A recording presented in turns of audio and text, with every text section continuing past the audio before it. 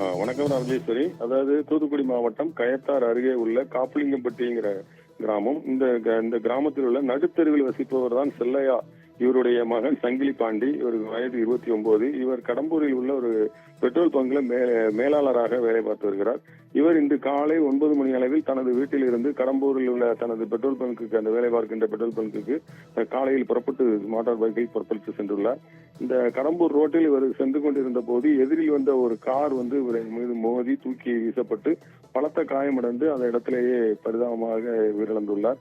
இந்த சம்பவம் குறித்து தகவல் அறிந்து கயத்தார் காவல் நிலைய இன்ஸ்பெக்டர் சுதா தேவி அவர்கள் சம்பவ இடத்திற்கு சென்று பிணத்தை கைப்பற்றி விசாரணை நடத்தியுள்ளார். அதற்குள்ளாக அந்த வாகனத்தை ஓட்டி வந்த அந்த வாகன ஓட்டுநர் ஒருவர் அந்த ரோட்டு வழியாக வரும்போது ஒருவர் பைக்கில் அடிபட்டு விட்டார். எனது காரினுடைய டயர் வெடித்து விட்டது, இதில் விபத்து ஏற்பட்டதில் ஒருவர் மேலே எனது கார் ஏறிவிட்டது என்பதாக அவர் சரணடைந்துள்ளார். அவரிடம் விசாரித்துள்ளனர். அப்போது இந்த சம்பவம் குறித்து தெரியப்பட்டுள்ளது.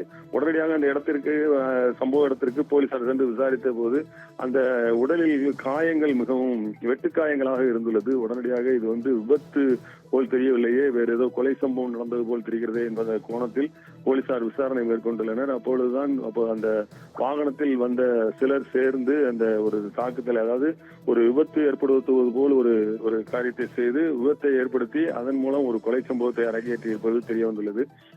இவர் ஒரு அரசியல் புள்ளியினுடைய மேலாளராக, உறவினராக இருக்கிறார். அந்த அரசியல் புள்ளியுடைய உறவினர் என்பதால் வேறு ஏதேனும் காரணத்திற்காக இவர் கொலை செய்யப்பட்டாரா என்பது போன்ற கோணத்தில் போலீசார் விசாரித்து வருகின்றனர். ராஜேஸ்வரி.